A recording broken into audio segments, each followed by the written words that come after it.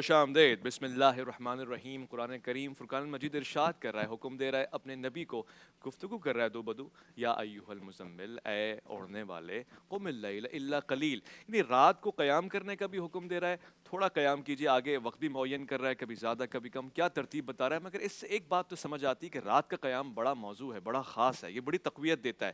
یہ قیام اللیل آخر ہے کیا؟ پھر ہم اس کو حصوں میں تقسیم کیوں کرتے ہیں؟ تو یہ سوال خاص طور سے پوچھنا چاہتا ہوں مفتی یوسف قصوری صاحب سے۔ قیام اللیل، نماز شب ہو، تہجد کی نماز جسے ہم کہیں، تراویح کہیں، اس میں آپس میں فرق کیا ہے؟ کون سی نماز سنت موقدہ ہے؟ بسم اللہ الرحمن الرحیم۔ راتوں کا قیام نبی کریم صلی اللہ علیہ وآلہ وسلم کو بے حد محبوب تھا۔ نزول وحی اور اعلان نبوت سے پہلے بھی آپ ذوق اور شوق کے ساتھ رات کو قیام کیا کرتے تھے۔ ہماری پیاری روحانی اماں جان سیدہ خدیجۃ الکبریٰ رضی اللہ عنہا بیان کرتی ہیں کہ آپ زاد راہ لے کے غار حرا میں جی تشریف لے جاتے اور متعدد راتیں حالت قیام میں گزارتے۔ آپ حالت قیام ہی میں تھے کہ جبرائیل علیہ السلام آئے اور آپ سے عرض کیا اقرا، آپ پڑھیے۔ آپ نے فرمایا ما انا بقارئ، میں پڑھا ہوا نہیں ہوں۔ جبرائیل علیہ السلام نے دوبارہ عرض کیا اقرا، آپ پڑھیے۔ آپ نے فرمایا میں بتا تو چکا ہوں، میں پڑھا ہوا نہیں ہوں۔ انہوں نے 6 بار عرض کیا اقرا، پڑھیے۔ آپ نے فرمایا تمہیں میری بات سمجھ کیوں نہیں آتی؟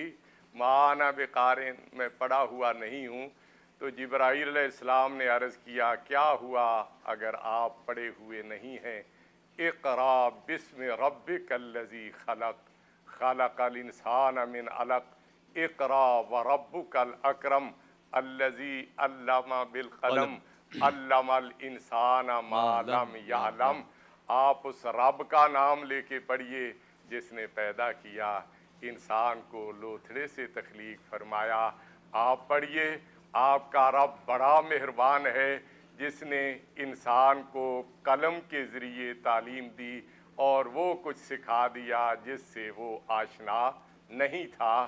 نبی کریم صلی اللہ علیہ وسلم نے جب مہربان رب کا نام لے کے پڑھنا شروع کیا تو اللہ نے اپنے محبوب کو اتنا علم عطا کیا کہ پوری کائنات میں سے کوئی اس علم کے عشر اشیر تک بھی نہیں پہنچ سکتا۔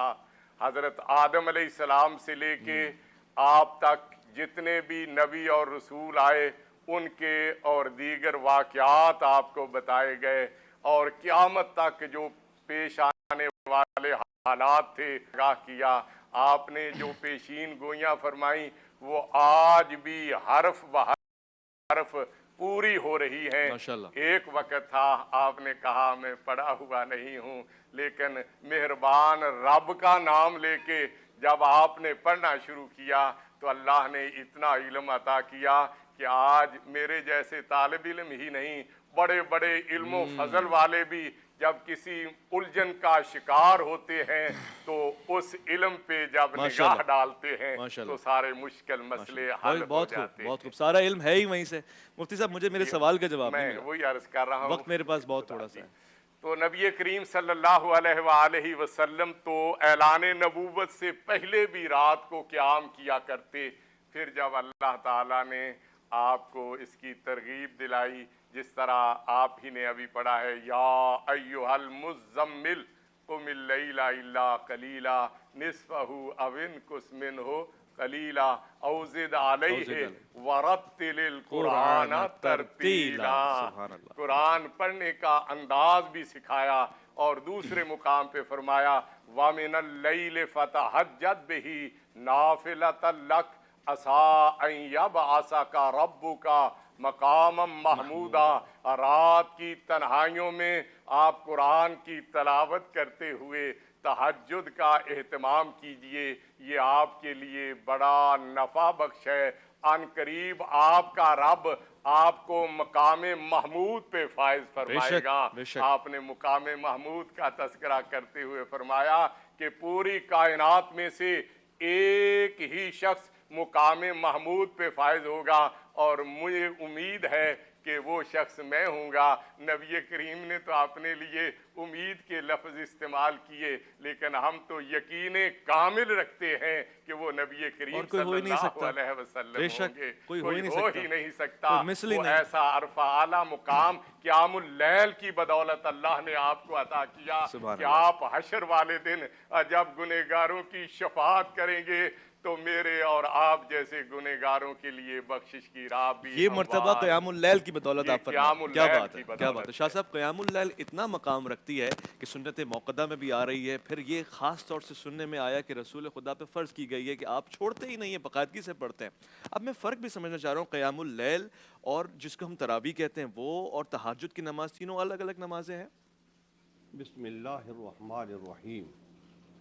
حضور اکرم صلی اللہ علیہ وبارک وسلم کے جو معمولات تھے اس میں قیام اللیل شامل تھا، جیسا کہ حضرت صاحب نے بڑی وضاحت سے یہ بات کی ہے، اور اسلام سے یعنی وہی آنے سے پہلے بھی تھا اور بعد میں بھی تھا۔ جو ہے حضور اکرم صلی اللہ علیہ وبارک وسلم مکی زندگی میں بھی قیام اللیل فرماتے تھے، اور جب مدنی زندگی آئی تو اس میں بھی آپ قیام اللیل فرماتے تھے۔ لیکن قیام اللیل جو ہے رات کے وقت کی عبادت ہے، تو وہ تہجد کی عبادت ہوتی ہے عمومی طور پہ، کہ ایک دفعہ آدمی سو جاتا ہے تو پھر اٹھتا ہے، تو اٹھنے کے بعد وہ جو بھی وقت ہوتا ہے وہ تہجد ہی کا ہوتا ہے، اس وقت آدھی رات کو جو ہے نا، تو وہ جب سارا عالم جو ہے غفلت میں ہوتا ہے، اور اس وقت وہ شخصیت جو ہے وہ اللہ جل جلالہ کے دربار میں کھڑی ہوتی ہے، پھر حضور اکرم صلی اللہ علیہ وبارک وسلم کی مطابعت میں کھڑی ہوتی ہے۔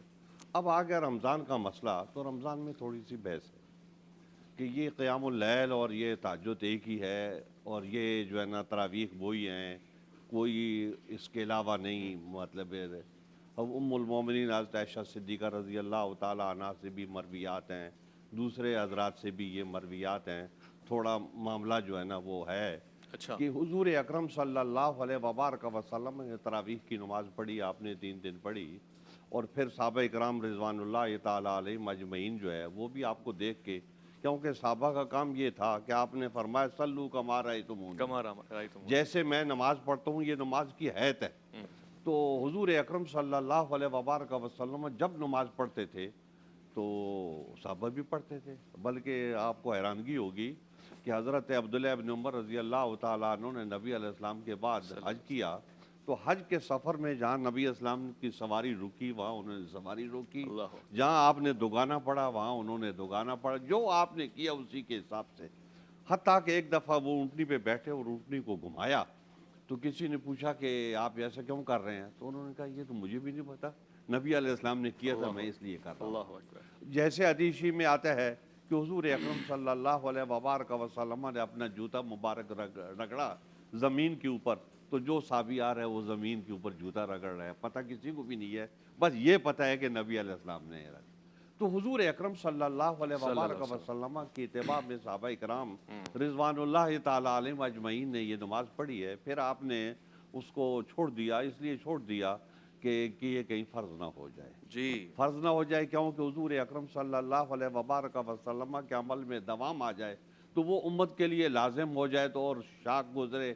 نبی اسلام کو یہ بات جو ہے نا اچھی نہیں لگتی، زیادہ بوجھ امت پہ پڑے، آپ کو یہ بات اچھی نہیں گران لگتی گزرتی ہے تھی، آپ تو اس لیے آپ نے اس کو ترک کر دیا، لیکن صحابہ اکرام پڑھتے رہے اپنے اپنے طور پہ جو ہے۔ اچھا، حضرت عمر فاروق رضی اللہ تعالیٰ عنہ کا دور مبارک آیا تو وہ آئے تو انہوں نے دیکھا مسجد نبی میں لوگ اپنے اپنے طور پہ لگے ہوئے ہیں، تو انہوں نے ان سب کو حضرت ابی ابن کعب ایک ان کو امام بنا کے ان کو جمع کر دیا، صحیح، وہ دن اور یہ دن اچھا، تب سے اس کو 1500 سال ہو گئے ہیں، تسلسل سے پڑھا جا رہا ہے، 1500 سال ہو گئے ہیں مسجد نبی میں اسی حساب سے تراویح ہو رہی ہے، اسی حساب سے۔ اب اسی حساب حساب کتاب سے کیا ہے میں تراویح سمجھنا ہو چاہوں رہی گا، رکعت کیا ہوتی ہیں اور پھر تعداد کس طرح سے۔ ایک مختصر سے وقفہ لے رہے ہیں، بہت اچھی گفتگو چل رہی ہے، علمی اور عرفان سے بھری ہوئی گفتگو چل رہی ہے، آپ کا انتظار رہے گا، لوٹ کر آئیے گا۔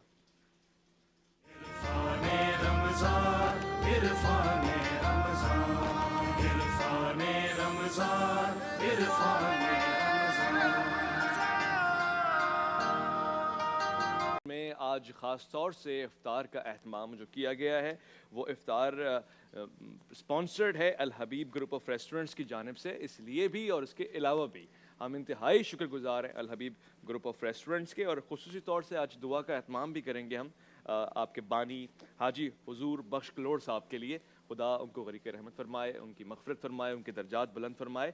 اچھے کاموں میں آپ انتظامات میں ہمارے ساتھ ہیں، آپ راہیں ہموار کر رہے ہیں۔ یقینی طور سے ہم نے بھی سنا ہے کہ صرف ایک کھجور اور شربت کیا، ایک پانی کا گلاس بھی اگر پلایا جائے تو اس کا بڑا اجر ہے، اور اس کی تاکید کی گئی ہے حضور ختمی مرتبہ صلی اللہ علیہ وسلم کی جانب سے۔ تو چونکہ انتظامات کی بات ہو رہی ہے، اب ہم بھی اپنی خواہش کا اظہار کرتے ہیں، میک اے وش کہ حضور ایسا کوئی انتظام ہو جائے، اہتمام ہو جائے کہ ہم وہاں بھی جا کے روزہ کھولیں نا علی۔ حضور ایسا کوئی انتظام ہو جائے،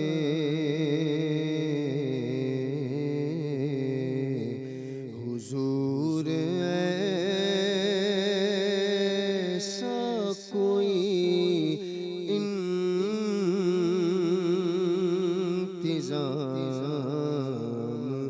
ہو جائے، سلام کے لیے حاضر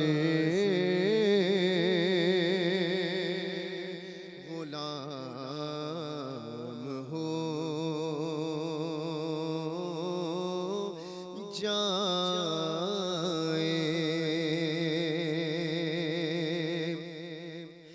میں صرف دیکھ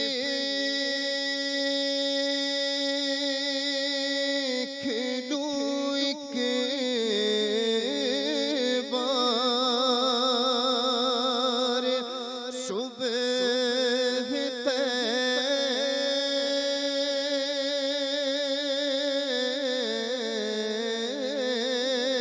طیبہ کو نظر سے چوم لوں ایک بار، سبز گنبد کو بلا سے پھر میری دنیا میں شام ہو جائے،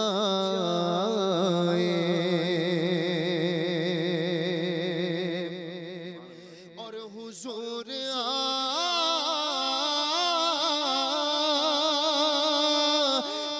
جو چاہے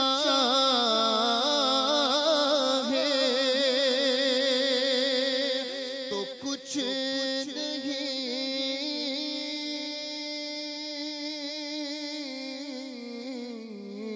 مشکل، حضور آپ جو چاہے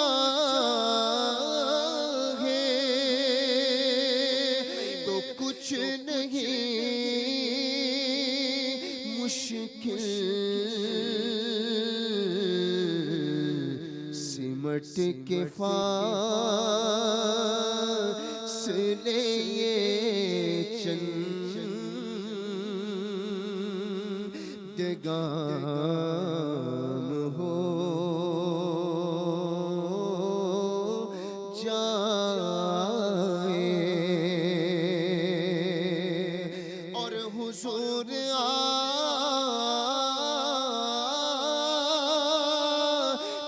جو کہہ دے تو بات پر جائے،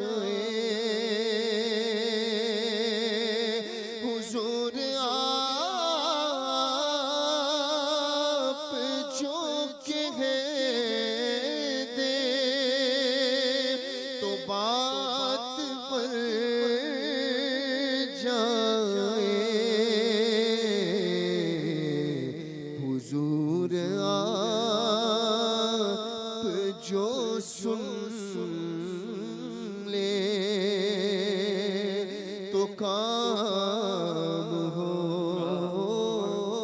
जाए। और मख्ता कि मजा तो जब है फरिश्ते ये कब्र में कह दे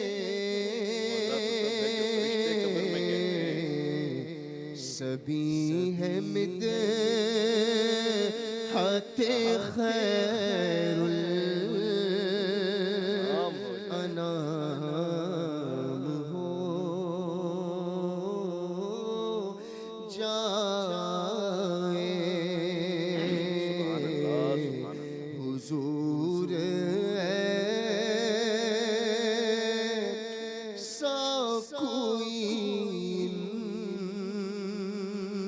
इंतज़ाम हो जाए। हुजूर ऐसा कोई इंतज़ाम हो जाए कि अब की बरस हम भी आएँ, हरमैन शरीफैन की ज़ियारत का शरफ़ हासिल करें, हम भी रियाज़ुल जन्नह में नमाज़ पढ़ें, हम भी मस्जिद नबवी का दौरा करें और उसके बाद दुरूद व सलात कसरत से पढ़ें, वहीं रहें सुबह और शाम, वहाँ की खजूरें खाएँ, वहाँ सहर व अफ्तार करें और हम सब के साथ साथ देखने वाले, सुनने वाले, प्रोग्राम के साथ शरीक होने वाले, इन सब की यही दुआ है परवरदिगार हमें भी वहाँ की ज़ियारत नसीब फरमा, हमें ये सादत नसीब फरमा। दुआ के साथ साथ इल्म मार्फत का सफ़र भी जारी और सारी है। शाह साहब ने बयान फरमाया, तारीख़ बयान फरमाई क़यामुल लैल और फिर तरावी और उसके बाद हुजूर का अंदाज़ पढ़ने का 3 दिन आपने पढ़ी, उसके बाद मामूल नहीं बनाया बल्कि तर्क कर दिया। साहबा कराम ने उसको मामूल बनाया तो वो कितनी रकातें मस्जिद नबी में पढ़ी जाती थीं और उसके बाद उसी तरह से पढ़ी जाती रहीं आज तक। आज हम में और मस्जिद नबी में कोई फ़र्क है? बिस्मिल्लाहिर्रहमानिर्रहीम। बात क़यामुल लैल से शुरू हुई। क़यामुल लैल, तहज्जुद, तरावी, ये 3 अल्फाज ज़्यादातर हमारे यहाँ चल हैं। इनमें थोड़ा सा फ़र्क भी है। क़यामुल लैल रात की नमाज है, ठीक, और क़यामुल लैल अपने माने के एतबार से नमाज इशा के बाद से लेके सुबह सादिक तक पढ़ी जाने वाली हर नमाज वो क़यामुल लैल में दाखिल है। माशाल्लाह। तो ये हो गई क़यामुल लैल। और फिर जब आप इसे तहज्जुद कह देते हैं या ये कह देते हैं कि इस क़यामुल लैल में कौन सी रात के हिस्से में नमाज़ पढ़ना ज़्यादा अफजल है, और सुन्नत तो सब अदा हो जाएगी, अफजल किस में है, और नबी करीम सल्लल्लाहु अलैहि वसल्लम कौन सी नमाज कौन सी रात के पहर में पढ़ा ज़्यादा करते थे, तो वो आखिरी रात का पहर था जो हुज़ूर सल्लल्लाहु अलैहि वसल्लम फजर से की नज़दीक, इसीलिए हम उसे तहज्जुद कहते हैं कि आखिरी पहर में पढ़ी जाने वाली नमाज। अब इसकी तादाद नबी करीम सल्लल्लाहु अलैहि वसल्लम की हयात मुबारका में क्या थी, वो मुख्तलिफ थी, कोई मुतअय्यन नहीं थी। अच्छा। मगर वो कैफियत के एतबार से तवील बहुत हुआ करती थी। इतनी तवील हुआ करती थी कि हुज़ूर सल्लल्लाहु अलैहि वसल्लम के कदम मुबारक वरम ज़्यादा हो जाते थे उसमें खड़े रही। ये यानी सिर्फ कहने की बात नहीं है कि वरम आ जाएं पाँव में, तो वो कितनी तवील हुआ करती थी। तो कैफियत ये थी। इसीलिए उलमा कहते हैं कि तादाद अगर आगे पीछे हो तो सुन्नत अदा हो जाती है। इस फ़िक्र में नहीं रहना चाहिए, क्योंकि बाज़ रिवायतों में 13 वितर के समेत, बाद में 17, बाद में 11, तो ये सारी हुज़ूर सल्लल्लाहु अलैहि वसल्लम से तादाद मनकूल है। तो अब इसमें ये बहस में आम दिनों में नहीं पढ़ना चाहिए कि कितनी पढ़ेंगे तो सवाब मिलेगा और कितनी नहीं पढ़ेंगे तो तहज्जुद अदा ही नहीं होगी। ये एक सुन्नत और बहुत फजीलत वाली नमाज है। ज़्यादातर हुज़ूर सल्लल्लाहु अलैहि वसल्लम से जो मारूफ़ और मशहूर हो गई वो आम रातों में 8 रकातें बग़ैर वितर के, और वितर 7, तो 11 हो गए, 11 हो जाएंगी जी। अब आ जाइए रमज़ानुल मुबारक में। जी। तो नबी करीम सल्लल्लाहु अलैहि वसल्लम का मामूल रमज़ान का तमाम आमाल में ये था कि वो ज़्यादती फरमाते थे, आमाल में कसरत फरमाते थे। यही रमज़ान का इस्तक़बाल भी तो यही है कि आप पहले से कुछ बढ़ाइए, और जब दिन का रोज़ा बढ़ रहा है, हर दिन का रोज़ा अल्लाह ने फ़र्ज़ कर दिया, हुज़ूर सल्लल्लाहु अलैहि वसल्लम की खैरात बढ़ रही है। हज़रत आयशा रज़ी अल्लाह तआला अन्हा फरमाते हैं कि रीहल मुरसला अब हो गया है, तेज़ हवा चल रही है। हुज़ूर सल्लल्लाहु अलैहि वसल्लम ऐसा इनायत फरमा रहे हैं रमज़ान में। तो इबादत का जो मेराज है वो रात है, सही। रात की नमाज है, रात का अल्लाह ताला से राज़ व नियाज़ है। رمضان میں اس کے لیے تو اللہ کے رسول کی ہمیں روایت کیا ملتی ہے، شدہ میزر، اپنی لنگوٹ کس لیا کرتے تھے، احی اللیل، پوری پوری رات پڑھا کرتے تھے، ایقظ اہلہ، اپنے اہل کو اٹھایا کرتے تھے۔ تو قرین قیاس ہے کہ تعداد رمضان میں وہ نہیں رہی ہوگی جو عام راتوں میں رہتی، عام دنوں کا معمول تھا۔ یقیناً ہر عمل بڑھ رہا ہے تو رمضان بھی بڑا ہوگا۔ صحیح ہے۔ اب وہاں سے تو ہمیں کوئی واضح نشانی اگر نہیں بھی ملی کہ تعداد کتنی تھی، پھر نبی کریم صلی اللہ علیہ وسلم نے ایک رمضان المبارک میں آ کے اسے باجماعت مسجد میں قائم کر دیا۔ اچھا، ایک دن پڑھا، دوسرے دن پڑھا، مسجد فل ہو گئی۔ اب تیسرے دن حضور صلی اللہ علیہ وسلم نہیں تشریف لائے۔ جی، اب یہ بات سمجھنے کی ہے کہ تشریف کیوں نہیں لائے، خود حضور نے بیان کر دیا اور فرمایا کہ مجھے تمہاری آمد کی اطلاع تھی، مسجد بڑی ہوئی تھی، اسی لیے میں نہیں آیا کہ تم پر شفقت کی، اللہ، کہ یہ صرف مجھے ہی نہیں پسند، رمضان کی راتوں کا یہ قیام اس شکل میں، گھر میں تو سارے صحابہ تہجد پڑھا کرتے تھے، حضور کے زمانے میں کون سا صحابی ہوگا جو تہجد گھر میں نہیں پڑھتا ہوگا، اور غیر رمضان بھی پڑھا کرتے تھے، اس خاص شکل کے اندر کہ باجماعت نماز ہو رہی ہے، حضور نماز پڑھا رہے ہیں، جسے ہم آج کی تراویح کہتے ہیں، اللہ کے رسول نے فرمایا کہ اللہ کو اتنی پسند آ گئی تھی اور اتنی محبوب ہوئی کہ مجھے خدشہ ہو گیا کہیں یہ فرض ہی کے درجے پہ نہ پہنچ جائے، کیونکہ جو عبادت اللہ کو پسند ہوتی جاتی رہتی ہے اس کے درجات یوں ہی بڑھتے ہیں، سنت پسند ہے، پھر اس کے بعد جو فرائض ہیں وہ اللہ کو اور زیادہ پسند ہے، اللہ کو زیادہ پسند ہے تو اس اور کا پھر مرتبہ بڑھ رہا ہے۔ حضور صلی اللہ علیہ وسلم نے اس کی یہ شکل تو پیدا کر دی، 3 دن آ کے بنا دی اور نماز پڑھا دی۔ اب چھوڑ اس لیے دی کہ شفقت ہو جائے کہ امت پر کہیں فرضی نہ ہو جائے۔ صحیح، اب ٹھیک ہے۔ حضرت عمر رضی اللہ تعالیٰ عنہ کا زمانہ آ گیا اور ان کے زمانے میں مسجد میں یہ ادا ہو رہی تھی، مگر مختلف اماموں آپ نے جمع کر دیا اس کو؟ جمع بھی کر دیا، ایک شکل بھی بنا دی، اس کا وقت بھی متعین کر دیا کہ نماز عشاء کے بعد، اور سارے صحابہ اس دور میں جو موجود تھے، جہاں جہاں صحابہ تھے انہوں نے اسے تسلیم بھی کر لیا اور اسی کے مطابق ان کا عمل رہا۔ اجماع ہو گیا۔ اب کیا ہو گئی؟ اب یہ ہو گئی کہ یہ نماز قیام اللیل ہوگی، نماز عشاء کے بعد ہوگی اور 20 رکعتیں ہوں گی، یہ ساری ترتیب سارے صحابہ نے مل کر کے جمع کر دی اور آج تک امت اس پہ عمل وہ کر رہی 11 رکعت کا سلسلہ 20 رکعت پہ ٹھہرے گا رمضان کے لیے۔ اچھا، رمضان کے لیے صحابہ نے اسے 20 رکعت پڑھا۔ مفتی صاحب اس کا مطلب واضح ہو گیا جو آپ سوال کر رہے ہیں جی کہ تہجد تراویح سے الگ ہے۔ تہجد الگ ہے مگر یہ قیام اللیل ہے، یہ قیام اللیل، تہجد بھی قیام اللیل ہے، تراویح بھی قیام اللیل ہے، کسی وقت بھی آپ پڑھیں وہ قیام اللیل ہے، اس سے قیام اللیل سے آپ نہیں نکال سکتے۔ تہجد آپ اس حساب سے کہہ سکتے ہیں کہ وہ سحری کا وقت ہے، اس میں یہ تو عشاء کی نماز کے بعد کا وقت، ٹھیک ہے، لیکن یہ واضح ہو گیا تہجد الگ ہے، تراویح الگ ہے، ٹھیک ہو گیا۔ خوب، مفتی صاحب بہت ہی اچھے انداز سے علماء بیان فرما رہے ہیں، سمجھ میں بھی آ رہا ہے مجھ جیسے عام انسان کو، میں دل میں رکھتا نہیں ہوں، پوچھ لیا کرتا ہوں، مفتی صاحب بیان فرما رہے تھے، سمجھ آ رہا تھا۔ ایک بات جو سمجھ میں نہیں آئی وہ میں آپ سے پوچھنا چاہتا ہوں کہ اللہ کو جو چیز پسند آ رہی ہو، رسول اللہ اس کو روک لے گا کہ نہیں اس کو اللہ کو پسند آ رہی ہے اس لیے چھوڑ دو یہ کام، وہ تو کہیں گے اور پہنچاؤ، یا پھر کوئی اور زاویہ بھی ہے اس کا؟ بسم اللہ الرحمن الرحیم، ماشاءاللہ بہت اچھے انداز میں محبت اور پیار کے طریقے سے ایک عبادت جس طرح ہوتی جی ہے ایسا ہونا اسی چاہیے کے حوالے سے گفتگو کی، اور یہی ہونا چاہیے۔ جی اصل میں تراویح کی رکعات کے بارے میں شروع سے اختلاف رہا ہے۔ کیوں؟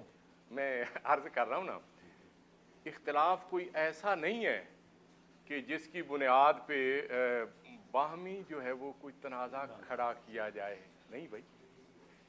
کچھ لوگوں کا یہ خیال ہے کہ جیسے ام المومنین سیدہ عائشہ صدیقہ رضی اللہ عنہ سے جب یہ پوچھا گیا کہ نبی کریم صلی اللہ علیہ وسلم کی رمضان میں رات کا قیام کیا ہوتا تھا، تو ام المومنین نے فرمایا چونکہ زیادہ تر گھر کی عبادت تھی نا، تو فرمایا رمضان یا غیر رمضان ہوتا آپ 11 رکعات کا اہتمام کرتے، اور پھر جس طرح گردیزی صاحب نے کہ اتنی طوالت ہوتی، اماں جان بیان کرتی ہیں لا تسل ان حسنہن و طولہن، ان کی طوالت اور ان کی خوبصورتی کے کیا کہنے، پھر پچار پڑتے، پھر یہی کیفیت ہوتی۔ تو اسی طرح مفتی ابو بکر صاحب نے بھی جو وہ کیا کہ نبی کریم ورم پڑ جاتے، ورم آ جاتا۔ تو اب اختلاف والی بات کوئی نہیں ہے، جھگڑا کوئی نہیں ہے بھائی۔ اگر کوئی 8 پڑھتا ہے تو وہ بھی اللہ کی عبادت سمجھتے ہوئے قبول ہے کہ میرے نبی کریم صلی اللہ علیہ وسلم نے یوں عمل کیا۔ کوئی 20 پڑھتا ہے تو وہ بھی کہتے ہیں کہ صحابہ کرام ہمارے بڑے ہیں، ہمارے اسلاف ہیں، انہوں نے پڑھا ہے، उस पे भी तनकीस नहीं होनी चाहिए। कोई 8 पढ़ता है तो उसका मकसद भी है कि मेरा रब मुझसे राज़ी हो जाए। कोई 20, 36, 40 तक भी बाज ने बड़ी नफली इबादत है ना, कोई कदगन पाबंदी नहीं है, उनका मकसद भी यही है कि अल्लाह राज़ी हो जाए। अब यहाँ यूँ समझ लें कि कुछ लोग जो हैं उनकी चाहत होती है कि तादाद ज़्यादा हो जाए, और कुछ लोग ये पेश नज़र रखते हैं कि तादाद थोड़ी हो लेकिन अंदाज ऐसा हो जो दिल समझ को आए। भा जाए। अच्छा, अब तवील वक्त आ तवील, हाँ। अब वैसे भी मैं एक बात करता हूँ, जितनी देर में उमूमी तौर पे 20 रकात पढ़ी जाती है ना, इससे ज्यादा देर में 8 रकात पढ़ी जाती है। मगर रकातें तो 8 ही होती है ना, वो 20 हाँ, होती है। बस वही चीज, वो तादाद और ये तो बस कैफियत। उतने में 20 पढ़ लें फिर।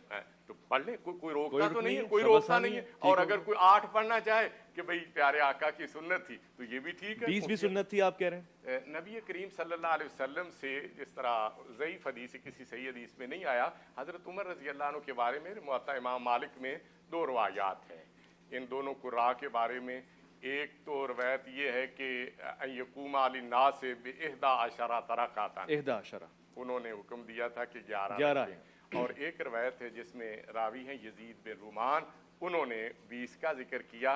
लेकिन यहाँ जो है वो मुहद्दिसीन कलाम करते हैं कि यजीद बिन रुमान का हज़रत उमर रज़ी अल्लाह अन्हु से मुलाकात साबित है ही नहीं है। लेकिन कबाहत कोई नहीं है, नफली इबादत है, इस पे ठीक, क्यों ठीक। झगड़ना एक है भाई? चीज क्लियर समझ में आ इबादत गई। करो, जो नहीं कर रहे उनको तैयार ठीक है, करो। मुफ्ती आओ साहब अल्लाह की के बात घर वाज़े जाओ। समझ में आ गई कि जो रकत बता रहे हैं 8 रकात में, इसमें साबित हो गई है कि सुन्नत तरीका भी है। 20 रकात से साबित नहीं है मुफ्ती साहब के लिए, मगर ये कि नफली इबादत है, आप पढ़ रहे हैं, मस्जिद गुफ्तगू होगी, समझा जाएगा। इरफान रमज़ान में आपका इंतजार रहेगा।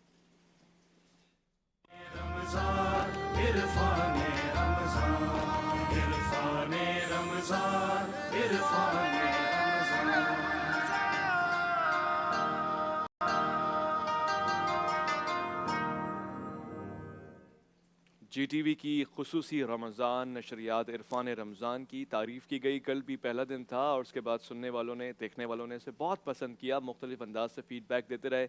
ये भी कहते रहे कि उलमा का इंतखाब बहुत अच्छा है, उलमा की गुफ्तगू बहुत अच्छी है, और यही एक हक़ है जो कोशिश कर रहे हैं अदा करें। इसमें हमारे साथ ताउन किया है बहुत सारे ब्रांड्स ने, ख़ास तौर से आज नेस्ले की बात करेंगे हम कि जिसने ये पैगाम हमें भेजाया है। Nestle Pure Life is the leading trusted and brand that provides pure and healthy drinking water to many households and its users. It purifies with 12 quality steps, available in 100% recyclable bottle, is available in 19-liter bottle for home consumption in all major cities. Free home delivery up to 19-liter bottles. Nestle Pure Life Active is another addition to the Nestle Pure Life family. और एक बात याद रहे, ये मुझे इल्म में पहले से है, this is pH 8 alkaline water with electrolytes. इसकी बड़ी अहमियत होती है, सेहत के लिए बड़ा फ़ायदेमंद होता है, मुफीद होता है। आपके इल्म में है कि इसकी बहुत सारे फ़वाइद हैं। ये प्योर वाटर होता है, it supports your active routine and electrolytes in alkaline water aid in digestion. आपके हाजमे के लिए बड़ा मुफीद होता है, तो इसका ज़्यादा से ज़्यादा इस्तेमाल किया जा सकता है। हम शुक्रगुजार हैं। साथ साथ बहुत सारी चीज़ें और भी हैं, जुड़ी रहेंगी, आपकी सवालात भी हम तक पहुँचते रहें। गुफ्तगू बड़ी हसीन हो रही है, हम क़यामुल लैल को समझने की कोशिश कर रहे हैं।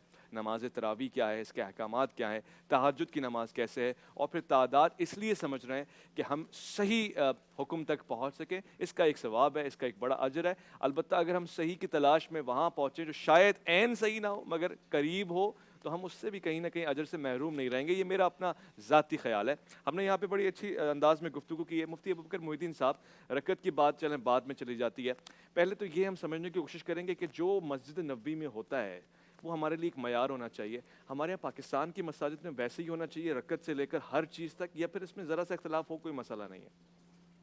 देखिए, शरीयत की जो इलल हैं, जो दलाइल हैं, वो मस्जिद नबवी नहीं है, वो नबी करीम सल्लल्लाहु अलैहि वसल्लम की अहादीस हैं, सहाबा हैं, इजमा है, कैसे समझा, कुरान मजीद है। असल बुनियाद वो है हमारे लिए। हम उस बुनियाद तक पहुँचने के लिए मस्जिद नबवी मदीना को देखते हैं, क्योंकि वहाँ सहाबा मौजूद थे, वहाँ सहाबा का असर था जी। तो वहाँ हम जो मस्जिद नबवी को देखते हैं, या इमाम मालिक रहमतुल्लाह अलैह तामुल मदीना की जो बात करते हैं, وہ اس وجہ سے کرتے ہیں کیونکہ صحابہ کو براہ راست حضور صلی اللہ علیہ وسلم کو دیکھ رہے تھے، سمجھ رہے تھے، پوچھ رہے تھے، اور وہ شخصیات ہیں جو نبی کریم صلی اللہ علیہ وسلم نے ان کی دلوں کی صفائی کر رکھی ہے۔ اب ہم ان میں سے کسی کے بارے میں یہ شائبہ بھی نہیں کر سکتے کہ وہ دین کے کسی مسئلے میں اپنی ذاتی منفیات یا اور کسی تعصبات ان میں تھے ہی نہیں، کسی وجہ سے وہ اونچ نیچ کریں گے، بس صرف فہم اور سمجھ کی بات رہ جاتی ہے ان کے درمیان میں۔ تو اسی لیے مسجد نبوی اور صحابہ کا جو عہد ہے، صحابہ کا جو عمل ہے، وہ ہمارے لیے بہت اہمیت رکھتا ہے، کیونکہ وہ حضور صلی اللہ علیہ وسلم سے براہ راست ہدایت حاصل کر رہے ہیں، نور حاصل کر رہے ہیں۔ ٹھیک ہو گیا، ٹھیک ہو تو گیا۔ تراویح کے متعلق جیسے گفتگو ہوئی، تو ہمیں یقیناً اہل علم اور صحابہ اور ان کی جو فکر ہے یا ان کی جو تعلیم ہے جو نبی کریم صلی اللہ علیہ وسلم سے آئی ہے، جو ہمارے بزرگوں کی ہے، ہمیں اسی کے مطابق رہ کر اپنے عمل کو بہتر کرنا چاہیے، بہتر سے بہتر کرنا چاہیے۔ ٹھیک ہے شاہ حسین گردیزی صاحب، یہ جو اختلافات پائے جاتے ہیں اس کا حل کیا ہے؟ کیسے ہم ایک دوسرے کو قائل کریں کہ بھئی اس میں لڑنا نہیں ہے، سمجھنا ہے، جو بہتر ہو، جو لگے اس کے حساب سے چلنا ہے، اور پھر اختلافات کی وجہ کیا بنتی ہے؟ ایک راوی یہ کہہ رہا ہے تو دوسرا راوی الگ کیوں اس سے چل رہا ہے؟ لیکن بات یہ ہے کہ عرب کا جو خطہ ہے وہ سب سے، ہمارے جتنے لوگ ہیں زمین پہ آباد ہیں، ہم ان کو سب سے محترم سمجھتے ہیں، عرب کو، اس لیے کہ وہ نبی علیہ السلام کے خطے میں آباد ہیں۔ ہم بھی مسلمان ہیں، وہ بھی مسلمان ہیں، لیکن وہ نبی علیہ السلام کی قربت میں آباد ہیں، تو اس لیے ہمارے نزدیک ان کا درجہ۔ تاہم یہ ہوتا رہا ہے کہ حکومتیں بدلتی رہی ہیں فقہی لحاظ سے۔ صحیح، عثمانی حکومت جو تھی وہ حنفیوں کی حکومت جی ایسے ہی ہے۔ تو لہٰذا وہاں مسجد نبوی اور حرم شریف میں جو کچھ ہوتا تھا وہ اس فقہی نظام کے تحت ہوتا تھا۔ اب وہاں پر جو ہے نا فقہ حنبلی ہے نفاذ کے طور پہ جو ہے نا۔ اچھا، تو جو کچھ اس میں ہوتا ہے وہاں پر جو نظام ہے امام صاحب کا نماز پڑھانے کا اور جو دوسری چیزیں ہوتی ہیں تو وہ فقہ حنبلی کے حساب سے ہوتی ہیں۔ تو یہ فقہی تبدیلی ہے، تو اس میں کوئی حرج کی بات نہیں ہے، وہ بھی اہل سنت ہیں۔ لیکن ہم تو امام ابو حنیفہ کے ماننے والے ہیں، لہٰذا ہمیں ادھر نہیں ادھر دیکھنا ہے کہ وہ کیا فرما رہے ہیں، ویسی طرح ہمارے چونکہ ہم حنفی ہیں تو ہماری ایک فقہ ہے، اور وہ فقہ اس وقت سے ہے کہ جب یہ حدیث جمع نہیں ہوئی تھی۔ امام مالک جو ہیں وہ تحقیقی قول کے مطابق 20 سال چھوٹے ہیں حضرت امام ابو حنیفہ سے۔ تو امام ابو حنیفہ رحمۃ اللہ تعالیٰ علیہ نے صحابہ کا دور پایا ہے، امام مالک جو ہیں انہوں نے صحابہ کا دور نہیں پایا، بعد والا دور پایا انہوں نے۔ تو اسی طریقے سے جو دوسرے ائمہ ہیں، امام شافعی ہیں، وہ تو اس سال پیدا ہوئے ہیں جس سال حضرت امام ابو حنیفہ کا انتقال ہوا ہے، اور امام احمد بن حنبل جو ہیں وہ اس کے بعد پیدا ہوئے ہیں۔ تو اس لیے، اور یہ احادیث بھی جو ہے نا بخاری اور مسلم والے جتنے حضرات ہیں یہ پیدا ہی امام صاحب سے بعد میں ہوئے ہیں، بلکہ امام صاحب کے تلامذہ جو ہیں وہ فوت ہو گئے تو اس کے بعد ان کی پیدائش ہوتی ہے، اس کے بعد انہوں نے حدیث جمع کی ہے۔ تو امام ابو حنیفہ رحمۃ اللہ تعالیٰ علیہ جو ہیں وہ نبی علیہ السلام سے بہت قربت رکھتے ہیں اپنے زمانے کے لحاظ سے، اپنے وقت کے لحاظ سے، اس لیے ہمارے نزدیک فوقیت جو ہے وہ فقہ حنفی کو ہے، اور دوسرے حضرات جو ہیں ان میں سے کسی کو فوقیت دیتے ہیں امام شافعی کی فقہ کو، کوئی حضرت امام مالک کی فقہ کو، کوئی حضرت امام احمد بن حنبل کی فقہ کو۔ یہ سارے اہل سنت و جماعت ہیں، آپس میں فقہی اختلاف ہونے کے باوجود اہل سنت و جماعت ہونے میں کوئی اختلاف نہیں ہے۔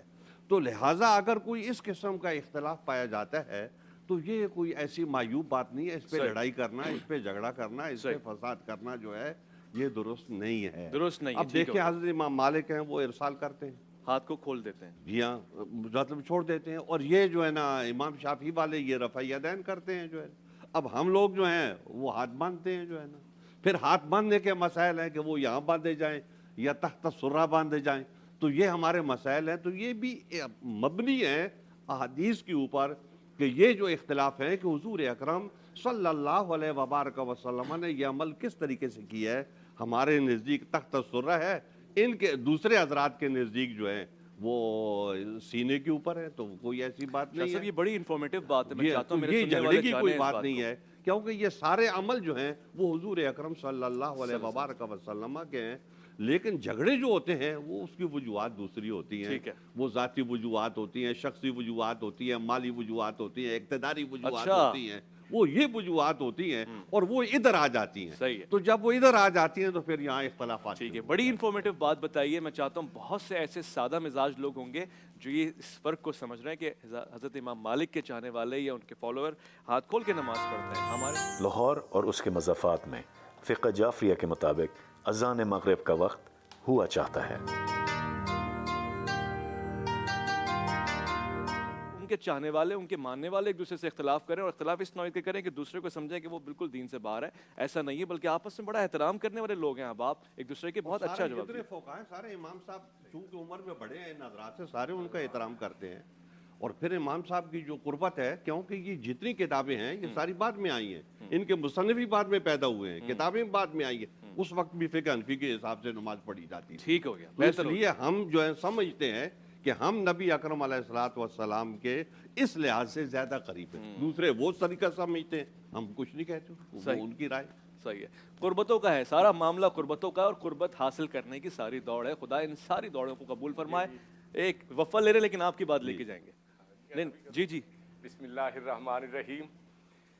مفتی ابو بکر صاحب نے بہت عمدہ بات کی کہ اصل میں ہماری چاہتوں محبتوں کا مرکز نبی کریم صلی اللہ علیہ وسلم کی ذات مبارکہ ہے. اللہ کا بھی یہی فرمان ہے, لَقَدْ كَانَ لَكُمْ فِي رَسُولِ اللَّهِ أُسْوَةٌ حَسَنَةٌ. ہر معاملہ نبی کریم صلی اللہ علیہ وسلم کی حیثیت سے, حتیٰ کہ مدینہ پاک سے بھی محبت ہے تو نبی کریم صلی اللہ علیہ وسلم کی وجہ سے. پہلے تو یہ مدینہ نہیں تھا, اس کو یثرب کہتے تھے. جی, بیماریوں کا, پریشانیوں کا گہوارہ تھا, لوگ ادھر کا رخ کرتے ہوئے گھبراتے تھے. لیکن نبی کریم صلی اللہ علیہ وسلم کے ورود مسعود کی وجہ سے اللہ نے یثرب کا نام مدینے میں بدل دیا. فرمایا یقولون یثرب وہی المدینہ, یہ مدینہ ہے. اور آپ کی تشریف آوری کی وجہ سے مدینہ کو ایسی خوبیاں ملی کہ مدینے میں ایک ایسا ٹکڑا بھی دے دیا جو بظاہر اس زمین کا حصہ نظر آتا ہے لیکن حقیقت میں وہ عرض جنت کا ٹکڑا ہے. ایک میں مختصر وفا لے لوں, وقت چھوٹ رہا ہے, لوٹ کر آئیں گے, یہیں سے جاری رکھیں گے. بہت خوبصورت بات کر رہے ہیں مفتی صاحب, یعنی مدینے کو کیا خاص مقام حاصل ہو گیا کہ آج یہاں بیٹھ کے ہم تصور مدینہ میں رہتے ہیں, تو خاص امتیاز ہے. الف لام میم میں آپ کا انتظار رہے گا.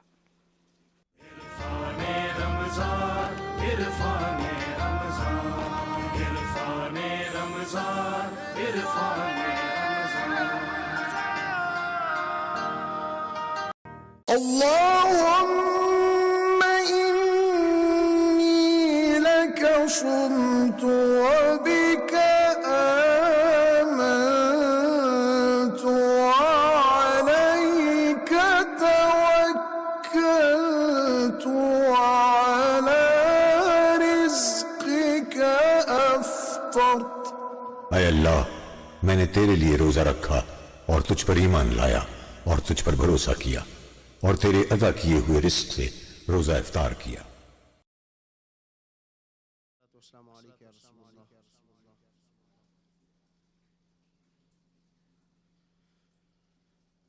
اللہ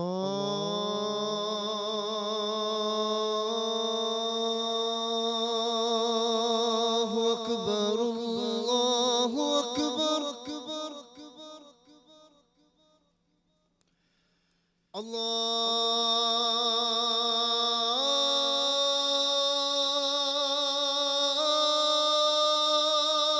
اکبر.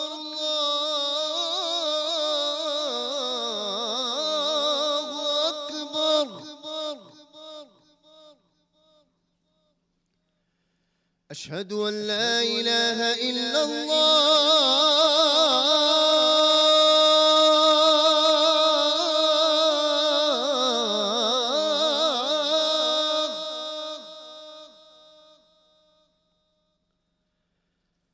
أشهد أن لا إله إلا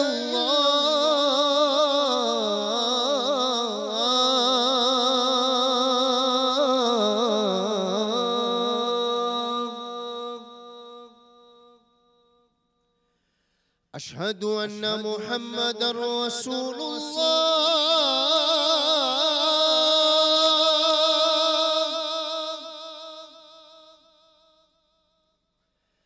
أشهد أن محمدا رسول الله.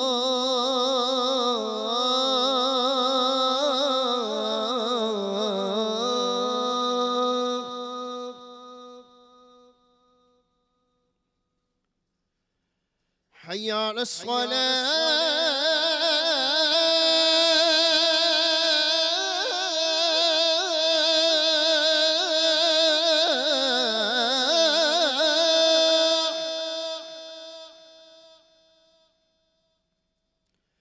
حي على الصلاة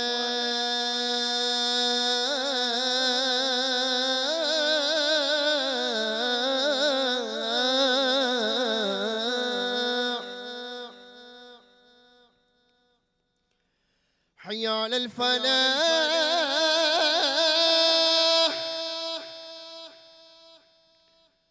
حي على الفلاح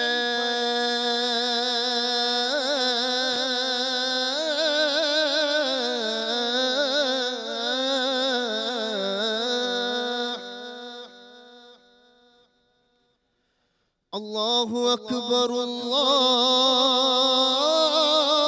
أكبر لا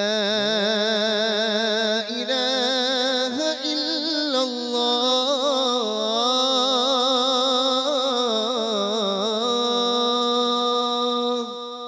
اللهم رب هذه الدعوة التامة والصلاة القائمة آت محمدا الوسيلة والفضيلة والدرجة الرفيعة وابعثه مقاما محمودا الذي وعدته وارزقنا شفاعته يوم القيامة إنك لا تخلف الميعاد. پروردگار تو نے آج ہمیں دوسرے روزے کی مہلت عطا فرمائی ہے. اس اذان کے صدقے، اس ماہ رمضان کے صدقے، اس دسترخوان کے صدقے، اس میں رحمتوں اور برکتوں کے صدقے ہم سب کو، پورے پاکستان کو امن کا گہوارہ بنا. ہم سب کی توفیقات میں، نیکیوں میں اضافہ عطا فرما. ہمیں حاسدین کے حسد سے، شریر لوگوں کے شر سے محفوظ رکھ. پروردگار تیرا شکر ہے. اللہم انی لک الصلاۃ.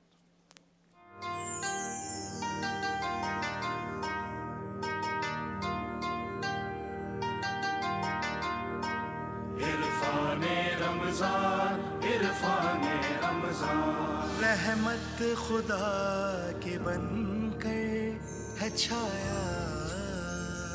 عرفان رمضان عرفان رمضان عرفان رمضان عرفان